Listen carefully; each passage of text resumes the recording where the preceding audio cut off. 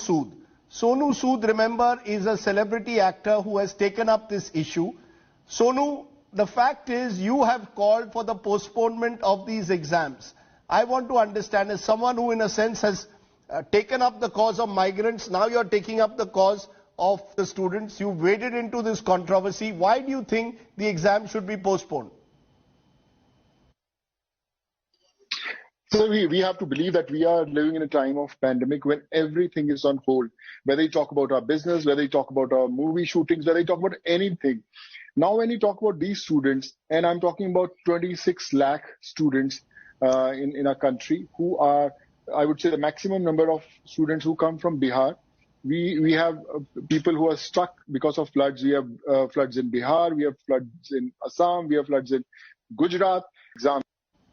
But the fact is, Sonu Sood, the problem is if these exams don't take place now, there is a strong possibility that the students will end up losing an entire year. Are you telling me this entire year of 2021 will go in waste as a result? So I would say not postponing for a year or 8 months. If you can postpone for 2 months, let's say the exams are happening sometime in November or something, so at least they get a 2-month window. They come out of those floods, they come out of these issues of imagine, sir, if all these students are going now for the exams, their parents are traveling, all these where the social distancing is going to happen in, with all these parents sitting outside, rising number of COVID cases, they can't travel. We are again entering another lockdown. States are shut. They don't have any public transport to travel. They don't have money to travel in those private cars. How are they going to reach the venue? I think that's a big challenge for all of us. And when we have postponed these exams twice, why can't we postpone for another 2 months and give them a window? Okay, these exams are happening in November. Get ready and we will take your exams. But the fact is, Sonu Sood, COVID cases continue to rise. Even if the exams are shifted, let's say, to November, how do we know that things will get better by November? What if things get worse? The point is, can now the government of India postpone exams because the situation is uncertain even 2-3 months down the line? What if it gets worse? So totally agree. Sonu Sood, you've joined us and given us your perspective. You believe that the exam should be postponed at least for a couple of months till November. Thank you so much for... आपके channel के माध्यम से भी केंद्र सरकार से appeal करना चाहता हूं कि ये अच्छी बात है कि हम एकेडमिक्स पर सोच रहे हैं, पर एकेडमिक्स में बच्चे जाएं, आईआईटी में जाएं, इंजीनियरिंग क्लासेस में जाएं या मेडिकल क्लासेस में जाएं, उसके लिए जेईई और नीट की परीक्षाएं करा के ही हम इंजीनियरिंग या मेडिकल में एडमिशन देंगे। ये थोड़ी जिद है, इस जिद पे ना रहें। आप कह रहे हो हम बच्चों को स्कूल में बुलाएंगे, कॉलेज में बुलाएंगे, उनके एग्जामिनेशन सेंटर पे बुलाएंगे। अगर 1000 बच्चे भी एग्जामिनेशन सेंटर पे आए और वहां अगर 50-60 बच्चों को भी पॉजिटिव हुआ, आप दुनिया का जो प्रोटोकॉल बना लीजिए। मैंने स्टूडेंट कम्युनिटी ने मुल्क भर से मुझसे कांटेक्ट किया और उन्होंने इस बात का मुतालबा किया कि सर हमारे जेईई और नीट के एग्ज़ाम्स को पोस्टपोन करवाइए। मैंने उनसे कहा कि मैं तो ज़रूर आपके साथ खड़ा हूं, क्योंकि मैं जानता हूं कि बड़ा मुश्किल काम है।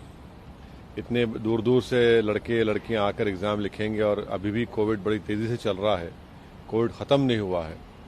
तो मैंने अपनी बात को रखा है, सरकार से इस बात का डिमांड किया है कि वो जेईई और नीट के एग्ज़ाम्स को वो उसको पोस्टपोन कर दें, मगर मुझे यकीन है कि सरकार इस बात को कबूल नहीं करेगी। इसीलिए स्टूडेंट्स को तैयार रहना चाहिए, क्योंकि सरकार जो गरीब आवाम, जो बच्चे बच्चियां हैं तकालीफ में है, उसकी उनको फिक्र ही नहीं है। और जब हम पार्लियामेंट अगर जब होने जा रहा है तो मीडिया कह रही है कि पार्लियामेंट में हम एक दूसरे के बाजू नहीं बैठ सकते, थोड़े अंदर बैठेंगे, थोड़े बाहर बैठेंगे, थोड़े लॉबी में बैठेंगे। भाई जब एमपीज एक साथ नहीं बैठ सकते तो फिर कैसे आप इन बच्चों को एग्जाम लिखाएंगे? जब हमारे प्लेन में हम जाते हैं तो आप सबको कह रहे हैं कि भाई मास्क पहने रहिए, वाइजर लगाइए। नॉर्मल लाइफ तो रेस्टोर नहीं हुई ना, इसलिए कि कोविड चल रहा है। तो हम कैसे उम्मीद करेंगे कि ये लड़के इतने दूर दूर से गांव से शहर को आएंगे और फिर इतना स्ट्रेस में है सब लोग। तो मुझे यकीन तो नहीं है कि सरकार इसको कबूल करेगी और पोस्टपोन करेगी, मगर फिर भी मैं डिमांड कर रहा हूं खास तौर से प्राइम मिनिस्टर से, उनकी सरकार से, कि वो इस एग्जाम को पोस्टपोन करें। मगर मैं साथ ही साथ यही बताना चाह रहा हूं स्टूडेंट कम्युनिटी को कि वो तैयार रहें एग्जाम्स के लिए, क्योंकि ये सरकार आपकी तकालीफ को सुनने वाली नहीं है। सर, कई छोटे छोटे एग्जाम कराने शुरू किए हैं। सरकार भी ये कह रही है कि चूंकि अनलॉकिंग की प्रक्रिया चल रही है और धीरे धीरे हर चीज रिस्टोर करना होगा, इसीलिए हमें ये भी आप ये बताइए कि क्या दिल्ली शहर में जहां पर आज हमें क्या मेट्रो चल रहा है, कई अर्बन एरियाज में क्या वहां पर आरटीसी की बसेस चल रही हैं? कैसे लड़के जाके एग्जाम लिखेंगे? भाई आप ट्रांसपोर्टेशन क्यों नहीं कर रहे फिर आप, अगर जब सब नॉर्मल सी हो चुकी है? तो ये तो समझने की जरूरत है ना कि जो एग्जाम लिखने वाले जो ज्यादातर लोग हैं वो गरीब परिवार से आते हैं और उनके लिए तो बड़ा मुश्किल काम होगा। भाई आज इनकी आप बहुत बड़ा रिस्क ले रहे हैं और एक मेंटल उन पर स्ट्रेस होगा, फिर उनको कई जगह पर उनको रात में सफर करना पड़ता, कहां पर ठहरेंगे, क्या खाएंगे वो लोग? तो ये चीजें सरकार को सोचना चाहिए। भाई नॉर्मल से अगर आप रिस्टोर करना चाह रहे हैं तो उसके कई तरीके हैं, मगर ये तरीका नहीं है कि आप अपने बच्चों को भिजा दें। क्या पूरी तरह से लॉकडाउन खत्म हो चुका है? आज भी लॉकडाउन के रेस्ट्रिक्शंस हैं, आज भी सब चीजें हैं। सर, कांग्रेस पार्टी में लगातार सवाल उठ रहा है, खुद उनके लीडर्स सवाल उठा रहे हैं। आपने ट्वीट करके भी अपनी बात रखी है, खासतौर से गुलाम नबी आजाद साहब पर जिस तरह से कुछ हमला किया गया, आपका क्या कहना है सर? देखिए, किसी पार्टी के अंदरूनी मामलात में मुझे शौक नहीं है कि उनके पार्टी में, किसी पार्टी में कुछ होता है तो उनके इंटरनल मैटर्स पर कुछ तबसरा करूं, कमेंट करूं।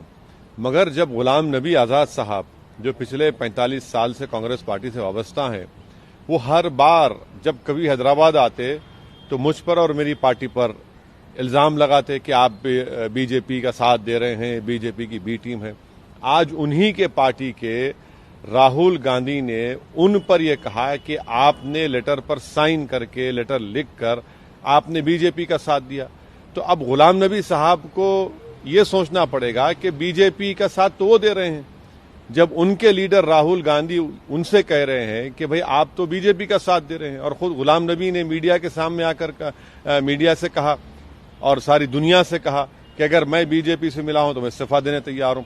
तो ये बात ये साबित हो चुकी है कि अगर आप कांग्रेस पार्टी का अपोज करते हैं, जैसा मैं कर रहा हूं, मैं बीजेपी का भी अपोज कर रहा हूं, मगर क्योंकि मैं कांग्रेस पार्टी का अपोज कर रहा हूं तो कांग्रेस पार्टी मुझे बी टीम कहती है, और उन्हीं की पार्टी में अगर कोई उनकी लीडरशिप को अपोज करता है तो उनको बीजेपी से मिलाया जाता है।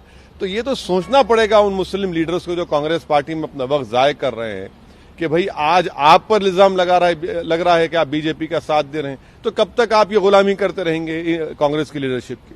लेकिन सर, एक विकल्प भी तो होना चाहिए ना, जो मुस्लिम लीडर्स की आप बात कर रहे हैं उनके लिए एक राजनीतिक विकल्प। देखिए, विकल्प उस वक्त निकलेगा जब आप ये गुलामी की जंजीरों को तोड़ेंगे। विकल्प उस वक्त निकलेगा जब आप अपने मुकद्दर के फैसले खुद करेंगे। अगर आप किसी की गुलामी करते रहेंगे, सिर्फ इसी के लिए नहीं, कोई विकल्प नहीं। अरे भाई, मंजिल उसको मिलती जो मंजिल की तलाश में निकलता है। आप तो वहीं पर रहकर ये तमाम तौहीन को, इल्जामात को, आपकी बेइज्जती अगर बर्दाश्त करेंगे तो विकल्प कहां निकलेगा? आप निकलिए तोड़कर तो खुद विकल्प और आपके सामने आकर सर झुकाएगा।